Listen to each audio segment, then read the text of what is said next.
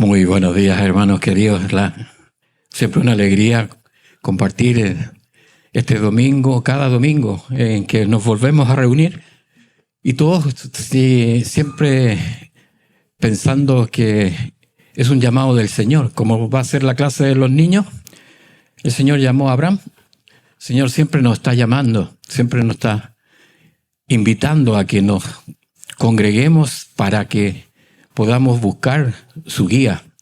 Tal como salió Abraham a buscar la guía, cada domingo debemos considerarlo nosotros, que es buscando su guía, buscando su Santo Espíritu. Así es como nos podemos, por eso es tan alegre el momento de que podamos compartir entre hermanos, todos santos de la congregación, porque Él es santo. Y solamente por Él podemos ciertamente estar aquí hoy día reunidos en su nombre. Es importante recordarlo siempre, incluso porque muchas veces la tendencia humana es que esto lo hacemos a veces por rutina, por lo que hay que hacer, pero siempre nos debemos recordar que es un llamado y es una actividad por fe. Fe de que Él nos permite llegar a su casa. Así, por la palabra, la palabra tiene el poder de transformarnos. Si es que nosotros lo permitimos, ciertamente. Si nosotros permitimos ese cambio. Y esto es totalmente cierto, y es comprobable, porque la Biblia está prohibida en muchas partes del mundo, justamente por efecto de que es un libro que transforma, que cambia. Y en los tiempos de hoy, 2026, tan vigente y sigue tan vigente la Biblia como hace 3.400 años, en los cuales está desde cuando empezó a ser escrita. Y a través de los pasajes de la Escritura podemos ver también pasar muchas verdades, muchas realidades, de las cuales también nosotros podemos aprender, compartir como nuestra propia realidad. Y es así normalmente cuando llega el día domingo, en la noche nos baja un poco la tristeza y nos vamos a acostar, nos despedimos. Y mi hijo Rodolfo el otro día me decía: buenas noches, mañana de vuelta a la realidad, como algo torturoso. Claro, porque ahora él trabaja y obviamente tiene que ver jefes, compañeros, tiene que ver clientes. Entonces se transforma como una realidad tortuosa muchas veces. Y eso lo está viendo, que es algo en lo cual debemos meditar. ¿Cuál es la realidad, nuestra realidad en este reino, en el reino que el Señor nos invita cada día a compartir? ¿Cómo vivimos nuestra realidad? ¿Y cómo podemos cambiar nuestra realidad también? Por eso, meditando en esto, quisiera compartir qué nos dice la palabra sobre la realidad. ¿Qué nos dice en la palabra del Señor? ¿Qué nos dice el Señor acerca de nuestra realidad? ¿Cuál es tu realidad? ¿Cuál es nuestra realidad en el reino que el Señor nos ha puesto? Hoy día estamos aquí. Es parte del reino del Señor. El Señor puso este templo. Nosotros no sabemos quién fue el que clavó cada uno, cómo se construyó cada uno de este templo. Tenemos cierta historia, pero hubo tantos hombres que en algún momento se ocuparon, trabajaron en esto. Y eso fue solamente guiado por el Señor. Y esas son realidades. Y así tenemos también la realidad interior, la realidad interior de nuestra vida. Y bueno, lo primero es definir qué es nuestra realidad y qué es vivir en este mundo caído. Y porque esa es la realidad, estamos viviendo en un mundo caído, ¿no? El mundo ve algo así como que estamos cada día mejorando el mundo, cada día vamos mejorando la tecnología y etcétera.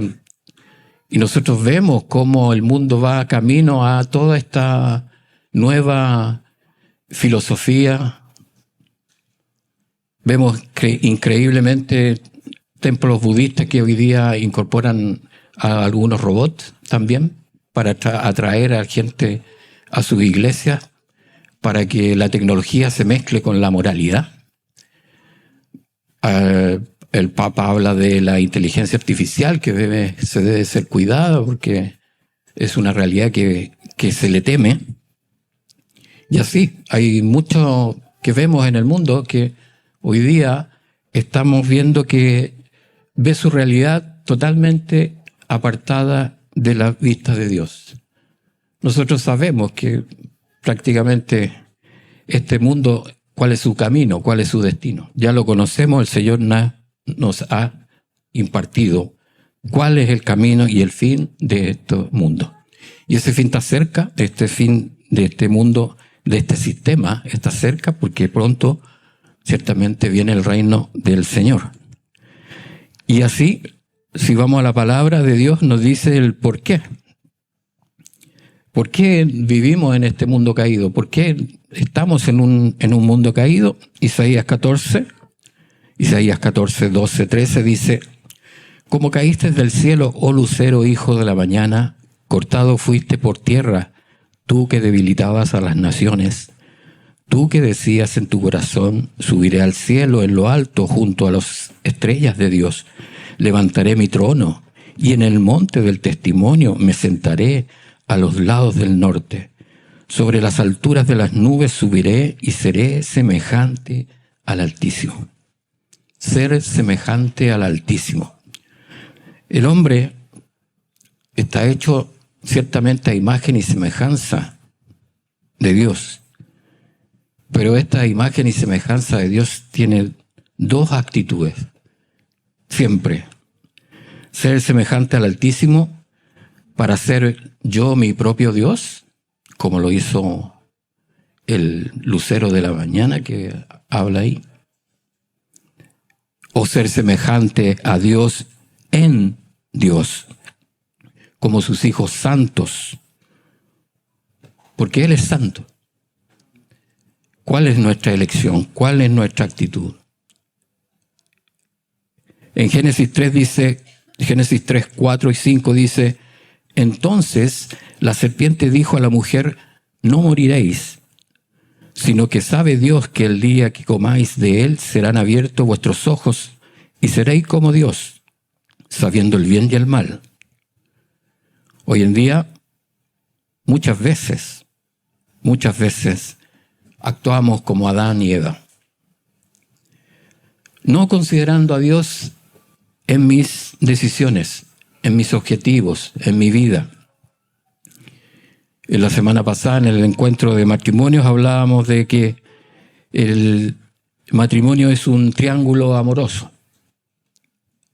Ciertamente es un triángulo amoroso, hermanos, porque es el hombre, es la mujer y es Dios. El hombre cumple el rol que Dios le ha dado.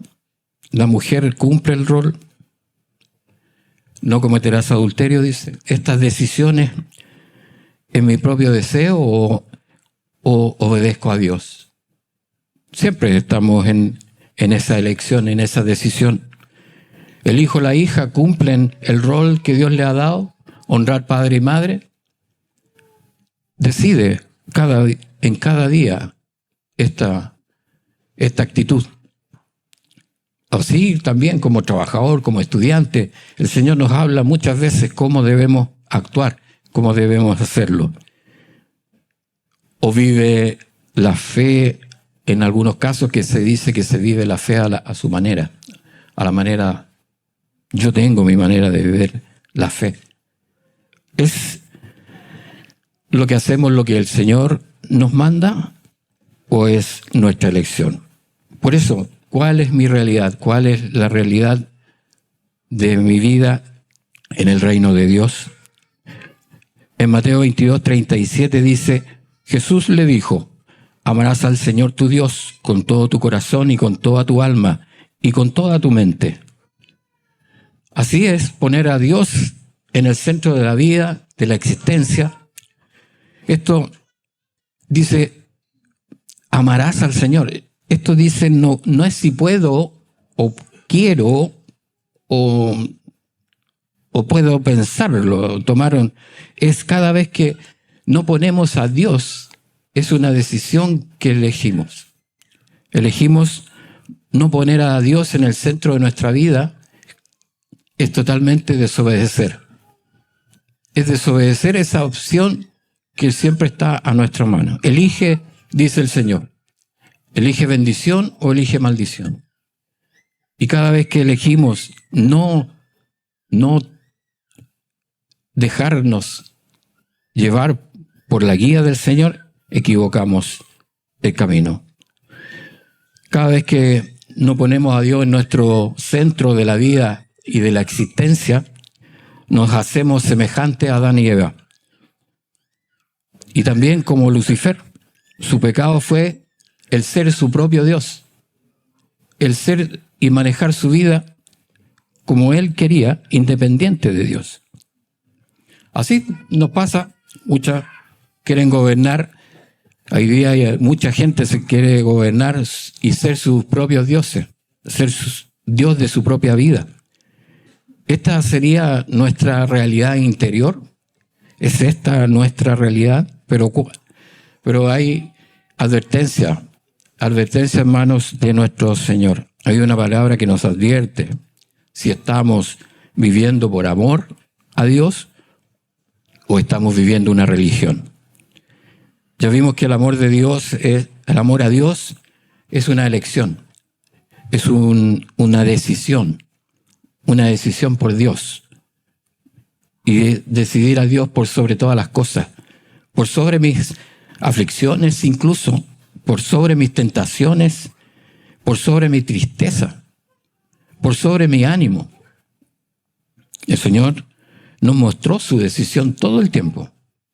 Él oraba en todo tiempo, siendo el Dios de toda la tierra. Y Él nos mostró en un ejemplo, Mateo 26, 38.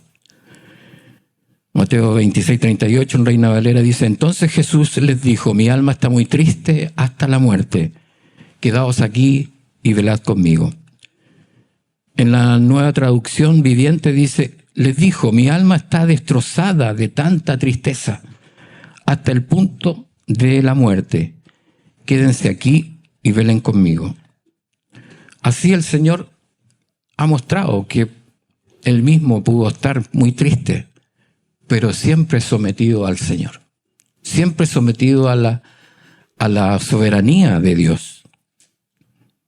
Y sí, el Señor conoce tu tristeza, el Señor conoce nuestra tristeza, pero entreguémosla en las manos del Señor, siempre en oración. Decirle al Señor, Señor, estoy triste hasta la muerte, pero hágase tu voluntad. Así también con la aflicción, con cualquier preocupación. Estás afligido también, ponlo en sus manos. Él es el varón de quebrantos. Y dile en oración, Señor, estoy triste, estoy afligido, pero hágase tu voluntad. Confío en ti. En tus manos dejo esta tristeza, esta aflicción. Y descanso. El Señor dijo, Mateo 11, 28, venid a mí todos los que estáis trabajados y cargados, y yo os haré descansar.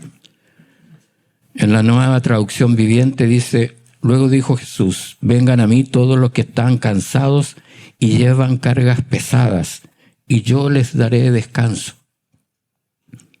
Así, si entregamos al Señor cada día nuestros pensamientos, nuestros sentimientos y todo nuestro ser, Él obrará en nuestra vida. Y esto se transformará, será vivir por fe. Pues es don de Dios. La fe es un don de Dios que Él nos puede dar cada vez que elegimos someternos a Él y entregarnos a Él. Porque así advierte el Señor al que vive por obras o que vive en su propia justicia. Dice en Mateo 7:21, no todo el que me dice Señor, Señor entrará en el reino de los cielos, sino el que hace la voluntad de mi Padre que está en los cielos. Así es la voluntad. ¿Y cuál es la voluntad del Padre? Que nuestra realidad sea vivir por amor a Dios. Esta es la voluntad del Padre. Que nuestra realidad sea vivir por amor a Dios, decidiendo cada día elegirlo a Él en cada decisión. El problema, hermano, es que creemos que nuestra realidad muchas veces es la que ven nuestros ojos. Y nuestros ojos, nuestra conciencia es bastante limitada, es bastante reducida. Y la realidad es que el reino de Dios es más real que nuestra realidad. Es más real que nuestra vida normal. El reino de Dios es sumamente más real que nuestra vida. Y hay mucha evidencia científica que la palabra de Dios lo explica. Pero solo quiero compartir uno de varios ejemplos. En este momento nosotros estamos aquí sentados, tranquilos, relajados, medio adormecidos, pero en realidad estamos viajando, estamos en movimiento, estamos viajando a una increíble velocidad promedio de 107.280 kilómetros por hora. A esa velocidad estamos viajando. Es decir, si la Luna se quedara quieta, llegaríamos a la Luna en 4 horas. La última nave espacial Artemis se demoró 4 horas, o sea, 4 días. Nosotros nos demoraríamos 4 horas. O sea, nosotros creemos que estamos quietos, pero la realidad es que estamos viajando a una gran velocidad. Por eso ahora estamos entrando al invierno. Sin contar que además nos movemos a 1.500 kilómetros por hora en lo que nos da el día y la noche. Un avión comercial se mueve a 800 kilómetros por hora. O sea, hermano, está lejos la realidad de que estamos quietos. Está lejos esa. Es una percepción nuestra nada más. Pero la realidad es otra. Así, hermanos, en lo físico, también con mayor realidad es en lo espiritual. En lo espiritual. En Juan 3:8 dice, el viento sopla de donde quiere y oye su sonido, mas ni sabes de dónde viene ni a dónde va. Así es todo aquel que es nacido del Espíritu. Y en Juan 3:12 dice, si os he dicho cosas terrenales y no creéis, ¿cómo creeréis si os digo las celestiales? Esto se lo dijo el Señor a Nicodemo que le explica la realidad espiritual con ejemplos terrenales. Como el viento, solo podemos ver sus efectos. El viento nosotros no lo vemos, pero sí podemos sentirlo, sí podemos ver sus efectos. Así es el Espíritu Santo, no podemos verlo, no podemos controlarlo, solo podemos ver sus efectos cuando hay una vida transformada. Ahí vemos al Espíritu Santo. Cuando hay una vida que se transforma. Y nosotros lo hemos visto muchas veces en nuestra iglesia. Alguien que llega de una manera y cómo Dios lo va transformando a cada uno de nosotros. Cómo Dios nos fue transformando por ese Espíritu Santo.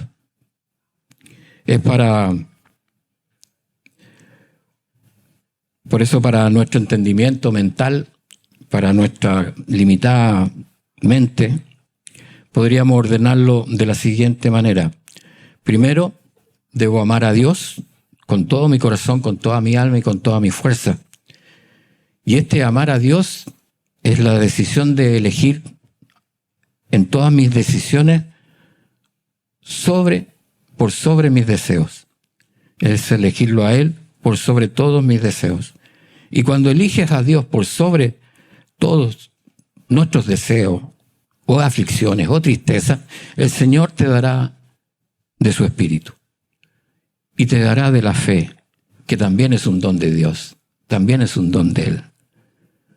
Y cuando vives por fe, eliges cada día estar bajo su soberanía. Y cuando estás bajo su soberanía, se cumplirá la palabra que está en Mateo 6:33. Mas buscad primeramente el reino de Dios y su justicia, y todas estas cosas os serán añadidas. Así es importante, hermanos, que el reino de Dios sea una realidad en nuestra vida, que el reino de Dios sea permanente cada día. La mayoría piensa que en el reino de Dios es como un lugar que está lejano en el cielo, que es cuando morimos, cuando llegamos a las calles de oro, es una recompensa futura.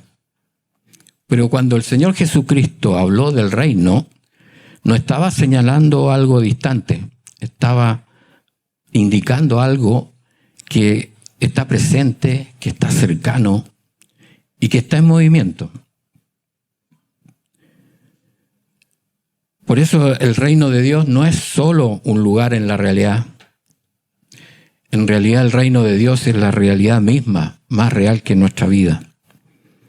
En Lucas 17, del 20 al 21 dice: preguntado por los fariseos, ¿cuándo había de venir el reino de Dios?, les respondió y dijo: el reino de Dios no vendrá con advertencia, ni dirán helo aquí o helo allí, porque aquí el reino de Dios está entre vosotros. El reino de Dios ya está entre nosotros. Porque quien gobierna tu vida, es quien es el rey en tu vida. Si es el Señor Jesucristo el que reina tu vida, entonces el reino de Dios ya está en ti. ¿Jesucristo reina tu vida? Entonces el reino de Dios está contigo. El reino de Dios está en ti. Pero si el reino de Dios es real, ¿por qué no todos lo pueden ver? ¿Por qué no se aparece o no se parece una realidad para muchos? Es porque muchos, y lo normal es que para el hombre natural, es otra la forma del reino que espera. Porque él espera un reino como lo conocemos, con ejércitos, con política, con todo el poder. En cambio, el reino de Dios, el Señor dice que está oculto. Lucas 13, 18, 19 dice: y dijo: ¿a qué es semejante el reino de Dios? ¿Y con qué lo compararé? Es semejante al grano de mostaza que un hombre tomó y sembró en su huerto, y creció y se hizo árbol grande, y las aves del cielo anidaron en sus ramas. El reino de Dios suele comenzar pequeño, casi invisible. Son detalles, son un corazón transformado, una vida que vuelve a Dios. Ya ahí está el reino de Dios. Desde afuera no se ve algo realmente impresionante, pero por dentro está ocurriendo el cambio. La semilla no se ve mientras está todavía no brota, pero con el tiempo ya crece y se puede ver. En Lucas 13, 21 dice: es semejante a la levadura que una mujer tomó y escondió en 3 medidas de harina hasta que todo hubo fermentado. Pensemos en la levadura misma, en la masa, la levadura en la masa. No se ve trabajar, no lo vemos, pero con el tiempo esto cambia. Con el tiempo cambia todo. Así, cuando Dios comienza a reinar en tu vida, tus pensamientos también comienzan a cambiar. Tus deseos, tus acciones comienzan a reflejar todo nuevo. Todo nuevo. El reino de Dios comienza desde adentro hacia afuera. Por eso no reconocieron al Señor Jesucristo. Jesús, cuando vino al mundo, se esperaba una revolución política, un trono, un reino visible con poder inmediato. En cambio, vino el Señor como un rey, pero un rey de servidor, un rey de servicio. Él es el gran rey, pero Él se vistió de siervo. No hay otro como Él. El reino de Dios requiere también rendición y no estatus. El mayor malentendido muchas veces es que el reino es para los que están calificados, los religiosos, los moralmente perfectos, la élite. Pero el Señor dijo todo lo contrario. Por eso vamos a la lectura bíblica, que está en Mateo 18, y el Señor nos habla ahí del reino. Mateo 18, del 1 al 5, dice: en aquel tiempo los discípulos vinieron a Jesús diciendo: ¿quién es el mayor en el reino de los cielos? Y llamando Jesús a un niño, lo puso en medio de ellos. Y dijo: de cierto os digo que si no os volvéis y os hacéis como niños, no entraréis en el reino de los cielos. Así que cualquiera que se humille como este niño, ese es el mayor en el reino de los cielos. Y cualquiera que reciba en mi nombre a un niño como este, a mí me recibe. Por eso es tan importante este ejemplo que el Señor nos da, porque los niños no vienen con estatus, los niños vienen con total dependencia. Los niños se entregan totalmente. No, el reino de Dios no se trata de tan o cuán bueno eres. Se trata de cuánta humildad y rendición a Dios tienes. No se trata de que tú eres algo. Se trata de que debo venir a Él, porque Él es el que tiene la vida. En Mateo 5:3 dijo: bienaventurados los pobres en espíritu, porque de ellos es el reino de los cielos. Por eso podemos descansar, hermanos, porque en Él podemos solamente descansar. En Él solamente podemos ser justificados. Pobre de espíritu es reconocer nuestra necesidad de Dios. Son todos aquellos que dicen: no puedo salvarme a mí mismo, necesito a Dios. Son todos aquellos que dicen: Señor, Dios, me rindo, me entrego. Esto no es fácil, pues el hombre quiere siempre tener el control. Dios es el Rey y no nosotros. Esta es la realidad. Esta es la verdadera, esta es la realidad. ¿Mañana quieres volver a la realidad? Gózate que el lunes Dios es Rey de tu vida. Gózate el martes, porque también es Rey de tu vida el martes. El miércoles y hasta el otro domingo Dios va a ser el Rey de tu vida. Gocémonos, porque Él es el Rey. El reino también es tanto ahora como todavía no. Porque para nosotros puede ser un poco confuso, pero es el tiempo de Dios, el presente eterno. El presente eterno para nuestra mente es difícil de entender. Pero la realidad de Dios es presente, pero también para nosotros es futuro, porque el reino ya está aquí, pero falta que sea completo. Falta que todavía sea completado este reino, ya está. Y eso es lo que estamos esperando, esa es nuestra realidad. Estamos esperando que este reino sea completado. Como hijos de Dios estamos llamados a vivir su reino ahora, vivir su reino ya, mientras esperamos este reino en su tierra, en la tierra. Así por eso el Señor nos está y nos prepara ahora para trabajar en ese reino. Debemos gozarnos porque Él nos está preparando para estar en ese reino. Y Él va a disponer y nos va a vestir con cuerpos glorificados, coronas, túnicas blancas, todo lo que Él ha prometido. Por eso, si el reino de Dios es real en tu vida, debe cambiar toda nuestra manera de vivir. En Lucas 6:30 dice: a cualquiera que te pida, dale, y al que tome lo que es tuyo, no pidas que te lo devuelva.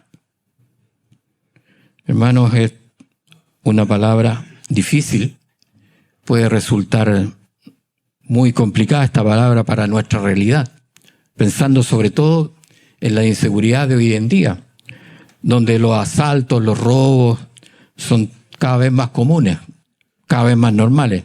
Aquí la palabra dice: y al que tome lo que es tuyo, no pidas que te lo devuelva. Es decir, menos rehusarte a un robo. Pero ¿quién de nosotros puede llevar, a quién de nosotros nos puede gustar que nos quiten lo que es nuestro? ¿Cómo podemos llevarlo esto a la práctica? Es tan natural para nosotros resistirnos a que nos quiten lo que es nuestro. Es tan natural resistirse a una ofensa, a una mirada de desprecio. Es tan natural a resistirnos a que alguien nos levante la voz. Lo que el Señor nos demanda, nos manda, está totalmente en contra de nuestra naturaleza. Por eso, hermanos, debemos reconocer esta realidad también. Debemos reconocer esta parte de nuestra vida. Muchas veces estamos creyendo que estamos viviendo sin pecado, porque ciertamente el Señor ha cambiado muchas cosas en nuestras vidas, pero pensar que hemos alcanzado vivir lejos de nuestra maldad, vivir lejos de nuestra realidad pecaminosa, también es una falta de realidad. Debemos tener conciencia de esto. Filipenses 3:13 dice: hermanos, yo mismo no pretendo haberlo ya alcanzado, pero una cosa hago, olvidando ciertamente lo que quedó atrás y extendiéndome a lo que está delante. Pablo está hablando de que él debe y él deja él se da cuenta de esta realidad. Él se da cuenta de que nuestra pecaminosidad, y se da cuenta que no lo ha alcanzado. No ha alcanzado, pero una cosa hago, olvido. Cuando tú entregas tu tristeza, entregas tu aflicción, lo entregas al Señor y lo olvidas y prosigues adelante, mirando al Señor. Porque si vuelves a retomar ese tema, esa aflicción, vuelves a tomarla cada día, significa que no la has olvidado, por lo tanto no la has entregado. Tienes que estar en esta consideración de que nuestra vida es limitada, nuestra vida es limitada y también nuestro pensamiento. Por lo tanto, debemos meditar sobre estas cosas y debemos considerarlo como una realidad para nuestra vida como seguidores de Cristo. Entregamos al Señor, me olvido y prosigo a la meta. En Lucas 6:29 dice: al que te hiera en una mejilla, también preséntale también la otra. Y al que te quite la capa, ni aun la túnica le niegues. ¿Cómo podemos obedecer esta palabra si es tan contraria a nuestro ser? Por eso creo que esta palabra está puesta para reconocer que en nuestras fuerzas no es posible cumplirla. Debemos reconocer que esto no lo podemos realizar con nuestra voluntad o nuestra buena voluntad. Podemos verlo también tal vez como una meta por alcanzar en nuestra vida, mirando a Cristo. Para vivir en Cristo, debemos dejar de enfocarnos en nosotros mismos, sino enfocarnos en el Señor. En Filipenses 3:9 dice, y ser hallado en Él, no teniendo mi propia justicia, que es por la ley, sino la que es por la fe en Cristo, la justicia que es de Dios por la fe. La justicia de Dios por la fe. ¿Pero la fe en qué? En Filipenses 3 dice, Filipenses 3:20, 21, mas nuestra ciudadanía está en los cielos, de donde también esperamos al Salvador, al Señor Jesucristo, el cual transformará el cuerpo de la humillación nuestra, para que sea semejante al cuerpo de la gloria suya, por el poder con el cual puede también sujetar a sí mismo todas las cosas. Esto nos llama a vivir por fe. Vivir por fe es vivir en Cristo. Vivir en Cristo es enfocar nuestra vida en la salvación de Cristo. Nuestra meta es el supremo llamamiento de Dios en Cristo. Nuestra vida escondida en Cristo. Nuestra vida justificada en Cristo. Nuestra vida perfecta en Cristo. Nuestra resurrección en Cristo. ¿Y qué debemos quitar? Quitando nuestra autocomplacencia muchas veces, considerándonos a veces que somos buenos, que no somos tan malos, que hacemos muchas buenas obras. Y también quitando la mirada de nuestras limitaciones, quitando la mirada en nuestra maldad, quitando la mirada en nuestra naturaleza.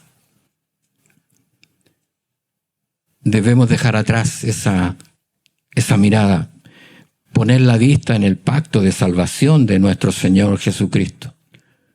Como en el antiguo pacto, Dios pasó en medio del sacrificio, cuando hizo pacto el Señor con Abraham. En Génesis 15:17 dice, y sucedió que puesto el sol y ya oscurecido, se veía un horno humeando y una antorcha de fuego que pasaba por entre los animales divididos. Siendo esto un pacto, una obra completa de Dios, nada del hombre. Así Cristo también cumplió el nuevo pacto, haciendo la obra completa en la cruz y sin nada del hombre. Por tanto, como obras del Espíritu Santo, en nuestras vidas podemos ver y examinarnos. Si practicamos un perdón genuino, no permitir que el odio o el resentimiento se alojen en nuestro corazón, la generosidad desinteresada, el ofrecer lo que tenemos sin esperar nada a cambio, la no resistencia a evitar buscar venganza, en mostrar amor, incluso en situaciones de injusticia. La reflexión personal, considera cómo has reaccionado en situaciones de agresión y si puedes cambiar esa actitud. Hermanos, así como Israel fue advertida de guardar obediencia al Señor, hoy también su iglesia es demandada a obediencia. Y así lo podemos ver en muchos casos, muchos hermanos que han pasado por situaciones complicadas, difíciles, pero siguen eligiendo a Dios por sobre todas las cosas. En Juan 15:4 dice, permaneced en mí y yo en vosotros. Como el pámpano no puede llevar fruto por sí mismo si no permanece en la vid, así tampoco vosotros si no permanecéis en mí. El pámpano solo debe estar en la vid. El pámpano no tiene otra función. El pámpano no hace nada más que estar conectado a la vid. Sí, nosotros muchas veces nos comparamos que vamos a recargar pila como un celular. No es así. Nosotros no nos podemos desconectar de Dios. Nosotros debemos permanecer constantemente conectados a Dios. Eso es lo que nos dice la vid y los pámpanos. Siempre debemos estar conectados. El Señor lo hacía en la oración, en estar en tiempo a solas con el Señor, reconociendo su soberanía sobre su vida, sobre nuestra vida. Así que parece un poco difícil, porque lo presenta también la palabra como la puerta estrecha. O sea, una puerta estrecha e incómoda para nuestro yo personal, porque el yo personal quiere siempre tener el control. Siempre quiere estar en control de cada cosa, decisión. Esta palabra del Señor sea una realidad en nuestra vida, para lo cual solo debemos someternos y depender de nuestro Señor Jesucristo. Esta palabra, hermanos, es que debemos solamente someternos en humildad, en obediencia. No nos pide más la palabra. Nos pide que lo vivamos hoy día. Nos pide que sea una realidad en nuestra vida. Eso nos pide en la palabra, que vivamos una vida conectada a Cristo en todo tiempo, sin más que recibir de Él, porque es de Él, viene donde viene todo. Viene el Espíritu Santo, y de Él, del Espíritu Santo, viene nuestro actuar. No va a ser al revés. No va a ser que yo vengo a hacer cosas para ganar esta salvación tan grande. Esa salvación solamente la podemos recibir de Cristo, sometiéndonos a Él, eligiéndolo a Él en cada decisión, en cada día, en cada momento. Así que por eso le decía, gózate mañana lunes, que Dios es el Rey. Dios eres parte de su reino. Estás en el libro de la vida. Tu nombre está escrito en el libro de la vida. Gózate el lunes, gózate el martes, porque Él es el Rey y lo haces una realidad. Si lo podemos hacer, debemos hacerlo una realidad en nuestra vida. Oramos, hermanos. Padre nuestro, Señor, lo que nos manda tu palabra no lo podemos hacer con nuestra fuerza o voluntad. Necesitamos cada día de tu Santo Espíritu y la fe que es don de Dios. Límpianos, Señor, cada día de nuestra maldad, iniquidad. Mas a ti, Señor, entregamos nuestros pensamientos y voluntad, para que tú obres en cada uno de nosotros, según tus propósitos, que son más altos que nuestros propósitos, y tus caminos, que son más altos que nuestros caminos. Y si alguien en esta hora que todavía no reconoce a Cristo como Señor y Salvador, rogamos, Señor, que tú hagas resplandecer tu rostro sobre su vida.